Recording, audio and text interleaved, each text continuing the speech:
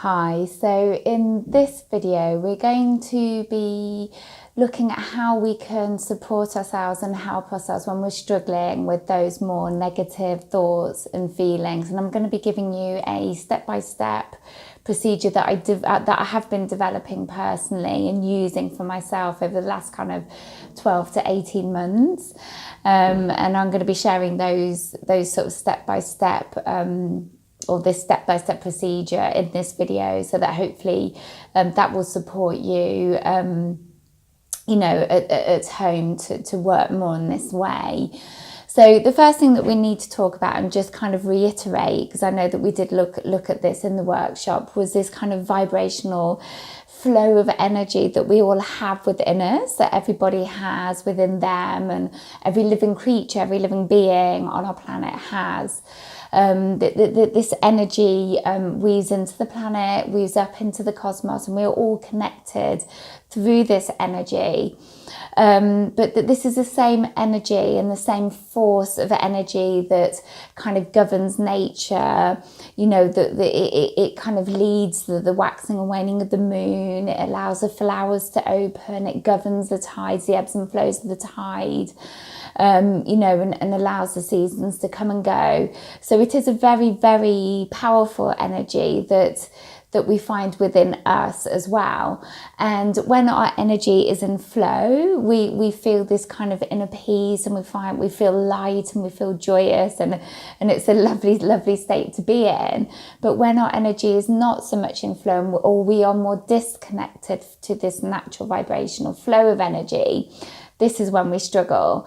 And the more disconnected we become, the more chance or likelihood it is that our negative thoughts and feelings start to increase. And there's a bit of a spiraling effect in that we have a negative thought, and then the feeling attaches, or we have the negative feeling, a denser feeling, and the thought attaches. And then before we know it, we're in this downward spiral of negativity, and it becomes very hard to break.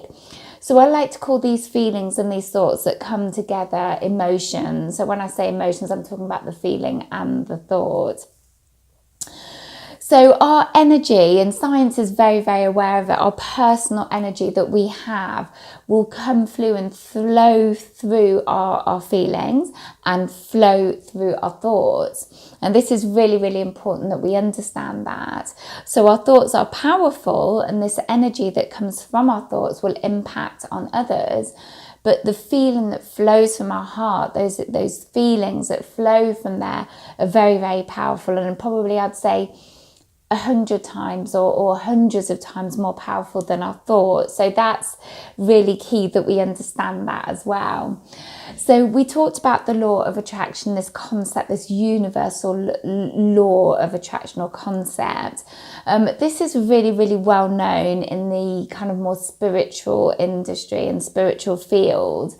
But people like Oprah Winfrey and big, well-known motivational speakers are very, very aware of the law of attraction. If you Google things like The Secret, there's a book and the kind of film documentary around it. This will kind of deepen your understanding on how it works. But if you basically see yourself as a magnet, and what they say is whatever you're focusing your emotions, so those feelings and those thoughts on, you will be magnifying, amplifying that and bringing back more of the same to yourself. So for example, if you're someone who thinks, oh, well, I don't get on with my work colleagues and I feel incredibly unsupported at work, then hey, guess what? You're going to just simply attract more of the same. So it's being aware and understanding this law of attraction concept, and understanding that your thoughts and your feelings are really key to the success of how your reality is shaping up for you.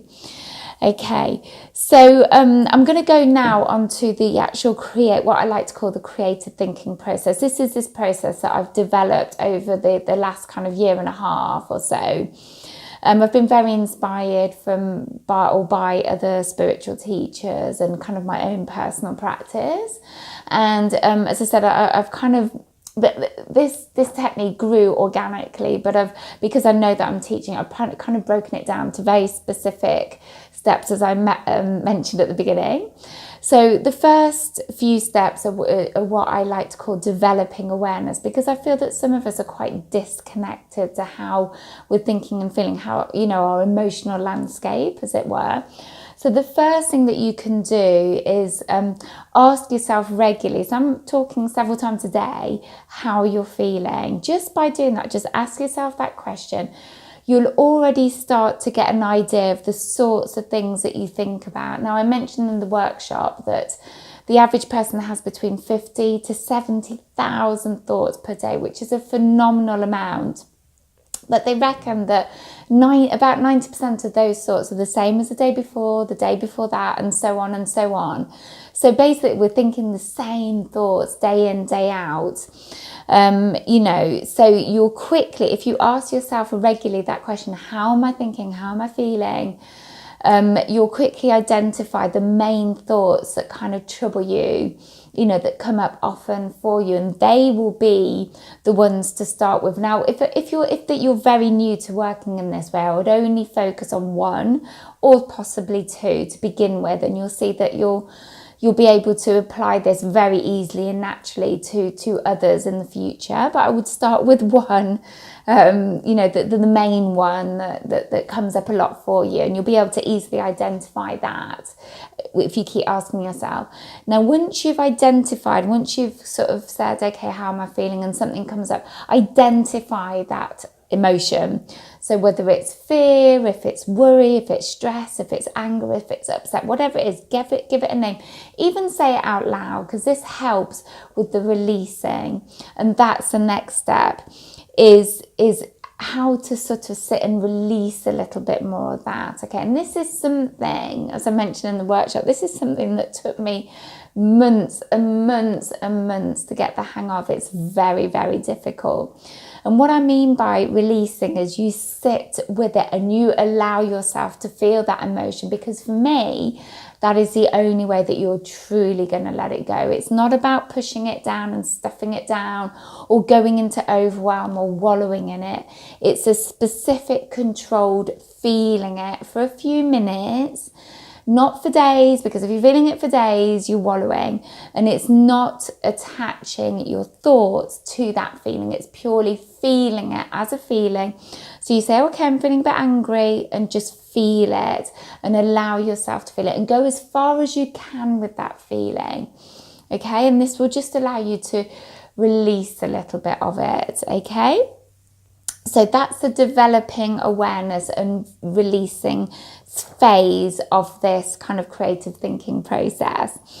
Okay, so then the first step of the creator, so this is when once you've identified, and kind of gathered awareness and identified this feeling or this thought, this emotion, should I say, and you started to just release a little bit of that feeling. And you can do this every day, and I would suggest doing it first thing, because it sets your intent for the day first thing. And what you'll quickly find is that if you're doing it every day, you'll start to do it in the moment as well. So when you're getting triggered, you'll start to bring that in and start to work with this process a little bit more, become a little bit more automatic for you. But we're going to go into the actual creative thinking part of this procedure now. So you've identified your feeling and you've started to release it a little bit. And then once you've identified it, I want you to write down a negative statement. So write down that exact emotion, but in one sentence, one succinct sentence. So for example, I feel angry when I think about my colleagues. I feel angry at my colleagues because they don't support me, for example. Or I feel angry at my colleagues because they talk about me behind my back, whatever it is that's going on for you, a negative situation or a negative feeling that you want to start to shift, you write it down as a negative feeling or a thought, in a sentence, in a very succinct sentence, okay? So that's the next thing. And then what I want you to do is change, once you've got your sentence, change it into a positive one. So irrespective of whether that's actually resolved for you or not. So let's go back to that example of colleagues. So, you're saying I have unsupportive colleagues, it's making me feel angry and upset. Then you could say something like, I feel very loved and supported by wonderful colleagues, or I feel surrounded by wonderful and supportive colleagues, for example. Word it however you want, in your own words.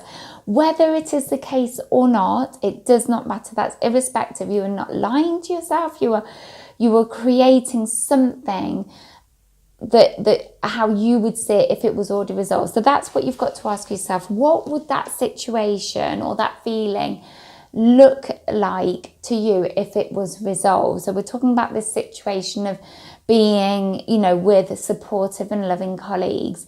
So you think, well, what would be the best case scenario? Well, it would be that you have lovely colleagues, right? So you need to write that down in a sentence, okay? That's the next thing. And then what I want you to do is just take a while, and this is going to take a while, really. It's not something you can do in a couple of minutes. Just sit and still yourself, go within a little bit, and just imagine what that situation, whatever it may be, would look like if it was already resolved. Now, I know it's not resolved because that's why you're listening to this video, right? But that doesn't matter. You've got to create this mental image of what that situation would look like if it was already resolved, and you go into as much detail as possible to make it real. Okay, so who would be in that situation with you? How would they be? What would they look like? What they're dressed in? It doesn't matter. You make it really powerfully real and detailed for yourself, and you see it as one mental picture. Okay, and then the last step is, if that were the case and it was resolved and you can see this mental picture, how would it make you feel? And this is the most important step. You have to be really clear as to how it would make you feel, and just feel all of those feelings that would make you feel, and allow yourself to bring those feelings in. Because what's going to happen is every time you think of this situation or this feeling, this feeling comes up for you, it's triggered by whatever, and you're feeling not great about it. Then you bring in your positive statement. I have colleagues, for example, I'm surrounded by wonderful, supportive colleagues. You see that to be the case. So, you're going out for a drink with them, going out for a meal, you're having a laugh, they're becoming your friends, and then you bring that feeling in of how it would feel if that was the case, and really feel it to be the case. And that is what you do every single time you struggle with that particular situation or person, okay? So I hope this has helped, and I hope this is clear, and just keep working on it. And remember, everyday practice is key. And as soon as you start seeing those little shifts in the way you feel about things, thank yourself, because you created that. Okay, bye.